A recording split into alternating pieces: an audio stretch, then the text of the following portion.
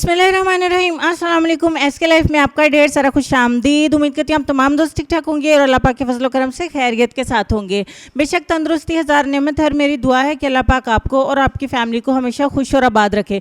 आज की वीडियो में पोटैटो का जो यूज़ मैं आपको बताऊँगी ये आपको हर तरह की स्किन पॉलिश, हर फेशियल और हर ब्लीच को छोड़ने पर मजबूर कर देगा। तो चलिए वीडियो को स्टार्ट कर लेते हैं। इस रेमेडी को बनाने के लिए सबसे पहले नंबर पर हमें एक चाहिए होगा आलू यानी कि पोटैटो। आप ज़्यादा क्वान्टिटी में भी इसको बना के रख सकते हैं। मैं पहले आपको इसका इस्तेमाल बता देती हूँ। आपने आलू को अच्छे तरीके से वॉश करने के बाद इसके छिलकों समेत अच्छे तरीके से कद्दूकश कर लेना है। अगर आप चाहें तो इसको ब्लेंड भी कर सकते हैं, लेकिन ब्लेंड करते वक्त आप इसमें रोज़ वाटर का इस्तेमाल करेंगे, पानी का इस्तेमाल नहीं करेंगे। अच्छे तरीके से हम पोटैटो को जो है वो कद्दूकश कर लेते हैं या फिर ब्लेंड कर लेते हैं, क्योंकि हमें पोटैटो का रस चाहिए यानी कि जूस चाहिए। जब तक मैं इसको कद्दूकश करती हूँ आप चैनल को सब्सक्राइब करके एसके लाइफ को ज़रूर सपोर्ट करके बहुत सारा प्यार दीजिए, ताकि आपकी दुआओं में मैं और भी बहुत अच्छी अच्छी वीडियोज़ बना सकूँ। इसको हम एक साइड पर रखेंगे ताकि इसका रस जो है वो सेपरेट हो जाए। तो हम बाकी चीज़ें ऐड करेंगे। एक कटोरी में सबसे पहले 1 चम्मच हम ऐड करेंगे हनी यानी कि शहद।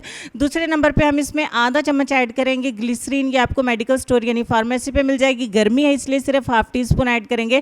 उसके बाद हमने जो पोटैटो को एक साइड पे रखा था इसका पानी जो है वो सेपरेट हो जाएगा। इसका रस हम इसमें ऐड करेंगे करीब 2 चम्मच। ठीक हो गया। अगर आप ज़्यादा बना के रखना चाहते हैं किसी बॉटल में, स्प्रे बॉटल में, तो आप ज़्यादा भी बना सकते हैं। फाइनली इन तीनों चीज़ों को अच्छे तरीके से मिक्स करेंगे। जब तक मिक्स करते हैं प्लीज़ अगर आपको वीडियो अच्छी लगे तो इसको लाइक करें, अपने दोस्तों के साथ शेयर करें ताकि वो भी इसे इस्तेमाल करके बहुत सारा फ़ायदा उठा सकें। आपको इस्तेमाल का तरीका बता देते हैं। इसका इस्तेमाल थोड़ा सा डिफरेंट है। आप इसे अपने चेहरे के ऊपर डायरेक्टली अप्लाई कर लें। आपको क्लिनजिंग करने की ज़रूरत नहीं है। ये खुद ही एक अपने आप में क्लिनजर भी है और इसी को आप एज अ सीरम भी इस्तेमाल कर सकते हैं, एज अ फेस पैक भी इस्तेमाल कर सकते हैं। अप्लाई करके हम 5 मिनट तक का इंतज़ार करेंगे और 5 मिनट के बाद हम इसके ऊपर एक लेयर और अप्लाई करेंगे, एक कोट और अप्लाई करेंगे एक बार दोबारा से, और अब की दफ़ा हम 5 मिनट का फिर से इंतज़ार करेंगे। जब तक 5 मिनट का इंतज़ार करती हूँ, वीडियो ख़त्म होने पर वीडियो को लाइक करके अपने दोस्तों के साथ ज़रूर शेयर करिए। तो 10 मिनट तक का इंतज़ार कर लेते हैं।